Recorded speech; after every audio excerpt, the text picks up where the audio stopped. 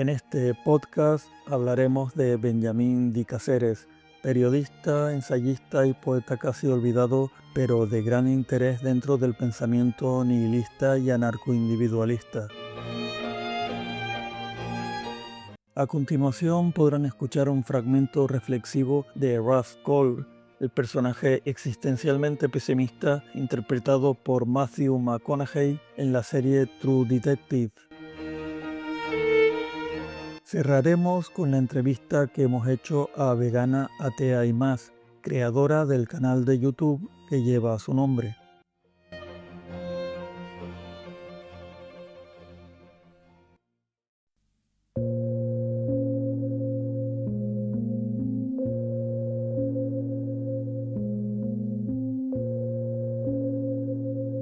Hoy vamos a rescatar a un personaje casi olvidado pero tremendamente interesante dentro del pensamiento nihilista y anarcoindividualista, Benjamín de Caceres.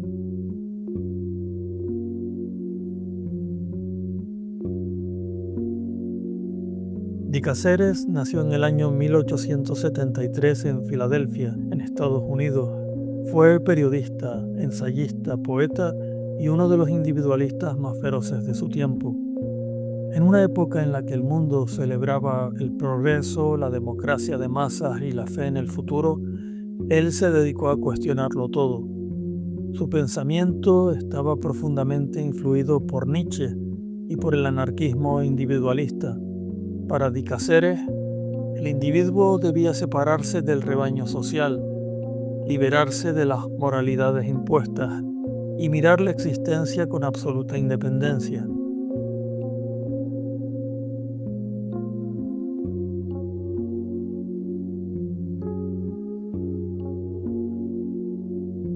No confiaba en las masas, ni en la política, ni en las religiones, ni siquiera en el optimismo humano. Veía la civilización como una gigantesca maquinaria de ilusiones, patriotismo, moral, progreso, familia, narrativas que las personas adoptan para soportar el hecho de estar vivos.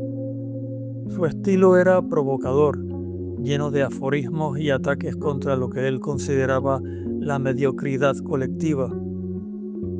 No era un filósofo formal o académico, era un destructor de ilusiones, alguien que usaba las palabras para enfrentar al lector con la dureza de la existencia.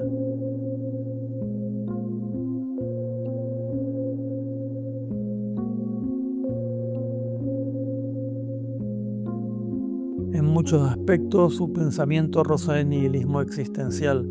De Caceres contemplaba la existencia sin los consuelos habituales. Para él, la vida no tenía un sentido garantizado y el ser humano se aferraba a ficciones para no enfrentarse al vacío.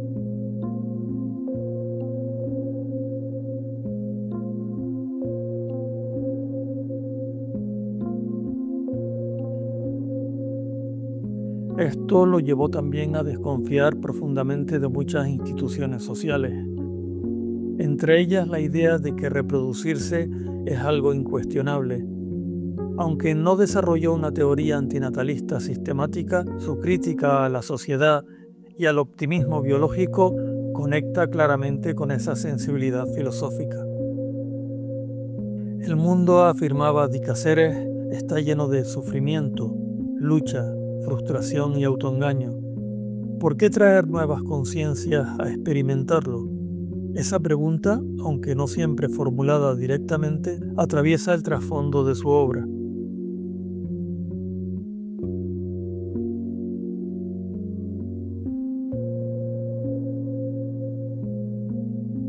En su vida personal sabemos que se casó en el año 1919 con Adele Mary Terrell, conocida como Bio.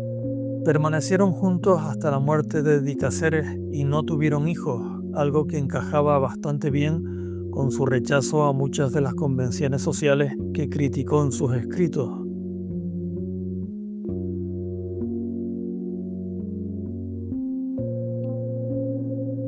Durante su vida escribió miles de artículos y varios libros donde defendió la soberanía absoluta del individuo frente a la sociedad. Di Caceres murió en el año 1945, lejos del entusiasmo de los predicadores de la vida. Su escritura era un recordatorio constante de algo que la civilización intenta ocultar, que la vida no es un regalo universal, sino una imposición que luego aprendemos a justificar.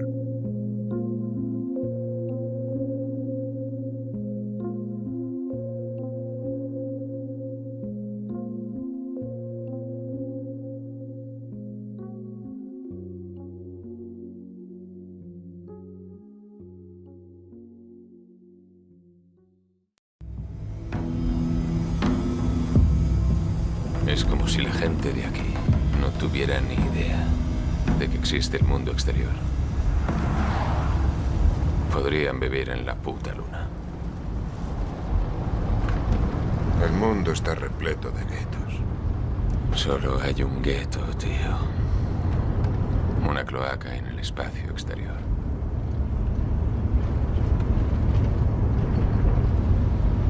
La escena de hoy es la mayor locura que he visto jamás. Oye, una pregunta. Eres cristiano, ¿verdad? No. ¿Y por qué tienes un crucifijo en tu apartamento?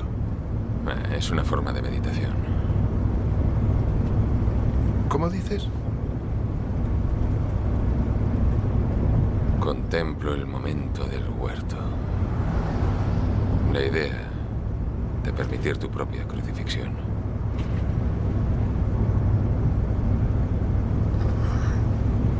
Pero no eres cristiano. ¿Y en qué crees? Creo que no se debe hablar de esta mierda en el trabajo. Espera. Llevamos juntos 3 meses y no te he sacado nada. Y hoy... ¿De qué hablamos ahora? Sea amable, ¿vale? No pretendo convertirte. Se me podría considerar un realista, pero en términos filosóficos soy lo que se llama un pesimista. Ah, vale. ¿Y qué significa eso? Que soy malo en las fiestas. Digamos que no eres un primor fuera de ellas.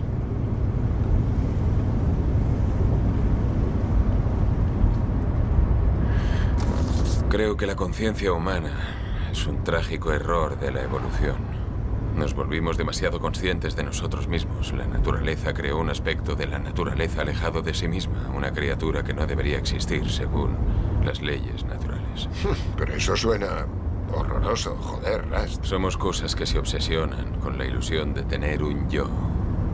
Un acrecentamiento de experiencia sensorial y sentimientos. Programada con la seguridad de que cada uno es alguien en especial. Cuando en realidad nadie es nadie. Oye, yo no iría por ahí diciendo esas paridas. La gente de aquí no piensa así. Yo no pienso así. Lo único honroso que puede hacer nuestra especie es negar la programación. Dejar de reproducirse. Ir de la mano hacia la extinción. Una última medianoche, hermanos y hermanas rechazando la injusticia. ¿Y qué te hace levantarte por las mañanas? Me convenzo de que doy testimonio, pero la auténtica respuesta es que esa es mi programación. Y me falta el coraje para suicidarme. Veo que he tenido mucha suerte de conocerte mejor hoy. En 3 meses no te he oído una palabra y... ¿Has preguntado? Sí, y ahora te suplico que cierres la puta boca. Les ofrecemos a continuación la entrevista con Vegana Atea y Más, a la que pueden seguir en su canal de YouTube. También pueden encontrarla en Spotify con el nombre La Atea Antinatalista. Comenzamos la entrevista preguntándote, ¿qué te llevó a cuestionar la natalidad por primera vez y cómo ha influido en tu vida la decisión de no tener hijos? Creo que fue un conjunto de cosas que me llevaron a esta conclusión. Primero que nada, yo crecí sin padre, solo con mi mamá, y tuve una mala infancia, lo cual hizo que me diera cuenta a muy temprana edad que la vida no solo está llena de cosas buenas, y en mi caso eran mucho más las cosas malas. Así que por lo tanto yo no quería que algún hijo mío fuera a pasar por ni siquiera la mitad de lo que yo pasé. Y aparte de eso, al ir creciendo recuerdo que mi mamá hacía comentarios de los errores que su mamá había hecho como madre y se quejaba de ella, lo cual me hizo pensar a mí un día, pues si mi abuelita no supo criar bien a sus hijos y si mi mamá claramente tampoco sabe hacerlo, lo más seguro es que yo no sea una buena madre tampoco. Y aunque yo era una niña, esa idea me aterró porque tuve la suficiente conciencia y empatía para ponerme en el lugar de mis hijos y concluir que yo no quería hacerles daño, entonces la opción más lógica era no tenerlos. Y a diferencia de la mayoría de la gente que ha tenido una mala infancia o malos padres y que piensa, cuando yo tenga hijos, yo voy a ser diferente, yo sí voy a criar bien a mis hijos, no como lo hicieron mis papás, bla, bla, bla. Lo que yo pensé fue, esta locura para conmigo.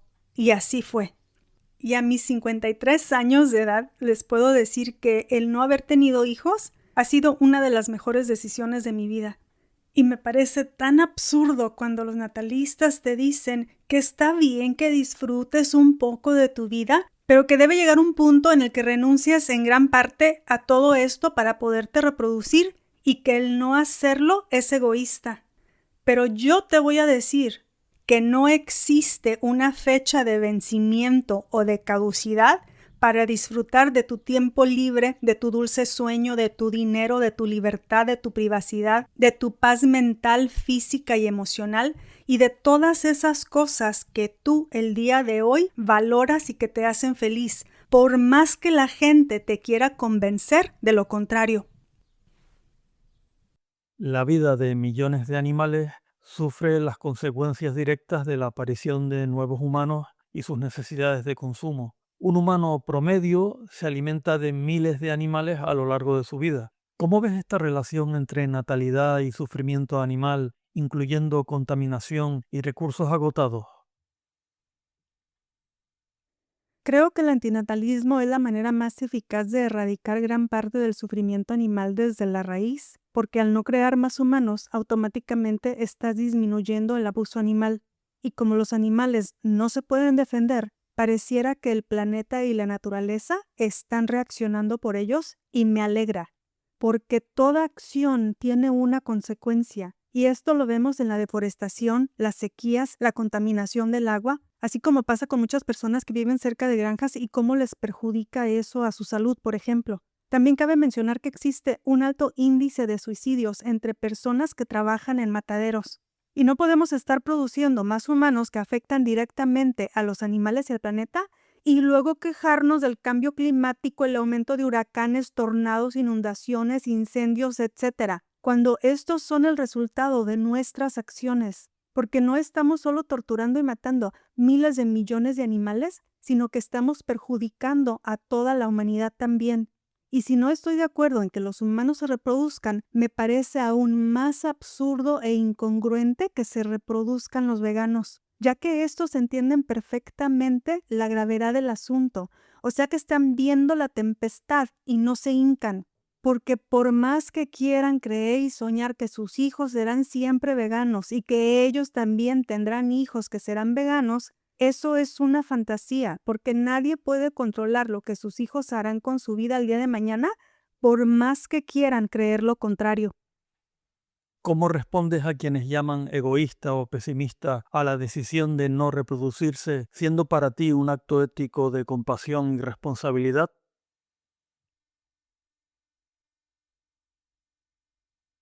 Creo que es simple proyección, ya que toda persona que tiene hijos voluntariamente lo hace por egoísmo, no por el bien del hijo, porque nadie pide ni necesita nacer o existir. Pero analicemos la definición del egoísmo. El egoísmo es una actitud centrada en el interés propio, donde una persona antepone sus deseos a la de los demás. Y esto lo podemos ver claramente cuando los natalistas dicen, quiero darme el gusto de ser padre o madre. Quiero conocer mi sangre, quiero tener un hijo que se parezca a mí, quiero algún día tener nietos, quiero que alguien me mantenga y me cuide cuando esté viejo. Quiero. Yo. ¿Y todavía tienen el descaro de llamarme a mí egoísta? Por favor. También creo que los natalistas suelen llamarnos negativos o pesimistas, porque si nos llamaran realistas, que es lo que somos, Eso les crearía una tremenda disonancia cognitiva porque los obligaría a admitir que tienen una visión de la realidad sesgada y por lo tanto errada. Si yo digo que el cianuro te puede matar, eso no es ser negativo o pesimista, eso es estar expresando una verdad. De la misma manera, si yo digo que existe un 20% de posibilidad que tu hijo muera de cáncer, eso no es ser negativo o pesimista. Eso también es una realidad. Que la verdad te ofenda o te incomode, eso no la hace menos verdad. Pero los natalistas tienen que negar que la realidad es lo que es para poder seguir justificando la reproducción y todos los daños que esto causa. En Corea del Sur y otros países, muchas mujeres defienden no casarse ni tener hijos como forma de autonomía frente a presiones sociales. ¿Qué opinas de estos movimientos antinatalistas femeninos? Opino que está fantástico. Esto es verdadera libertad y ya era hora. Vivimos en un mundo donde se espera que la mujer siga pariendo más esclavos para el sistema y afortunadamente muchas de ellas ya no lo quieren hacer, especialmente cuando les ha costado tanto tiempo, dinero y esfuerzo terminar una carrera y superarse, como para echarlo todo a la basura 2 años después solo para satisfacer los caprichos de una sociedad retrógrada. Pero como es de esperarse, esto provoca una campaña de propaganda amarillista, chantajes, manipulación o hasta violación de derechos con el fin de que éstas se sigan reproduciendo. Por eso escuchamos cosas como: las mujeres se están arrepintiendo de no ser madres. Estas se están dando cuenta que lo mejor en la vida es tener una familia y tener hijos, que esa es la verdadera felicidad. Bla, bla, bla.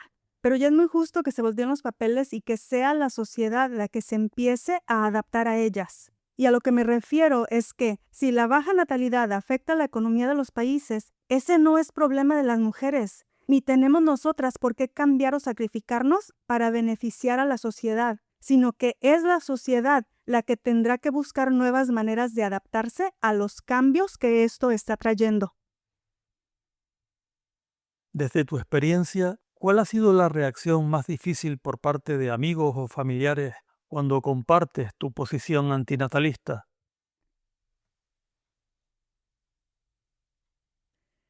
Pues solo uno de mis primos una vez me llamó egoísta cuando le dije que no quería tener hijos, y también otra muchacha de la que voy a hablar en un ratito.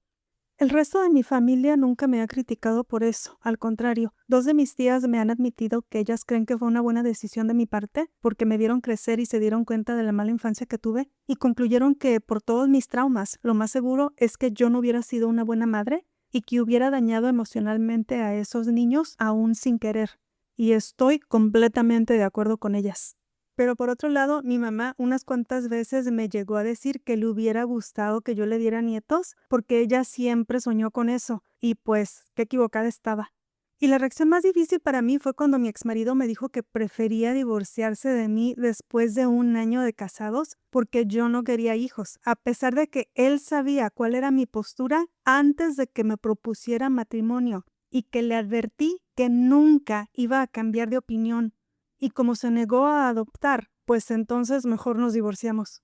Y la chava que les mencioné era amiga de nosotros y cuando se dio cuenta que nos íbamos a divorciar y la razón por la cual nos íbamos a divorciar, me dijo que no fuera egoísta, que no pensara solo en lo que yo quería y me trató de convencer que tuviera un hijo con él para dizque salvar mi matrimonio y que no me iba a arrepentir, que entonces para qué me había casado, etcétera, etcétera. Y lo más curioso de todo esto es que unos años después se divorció de su marido a pesar de que había tenido un hijo con él. Y si yo le hubiera hecho caso, lo más seguro es que yo hubiera acabado igual que ella. Y quiero mencionar que me alegra que tuve el valor de dejar a mi ex, porque por nadie vale la pena hacer a un lado tus convicciones. Por nadie. Yo sabía que el dolor del divorcio se me iba a pasar eventualmente, pero que el arrepentimiento de tener un hijo no deseado solo por no querer perder a un hombre nunca se me pasaría. Y todos los días de mi vida me enorgullece haber tomado esa decisión.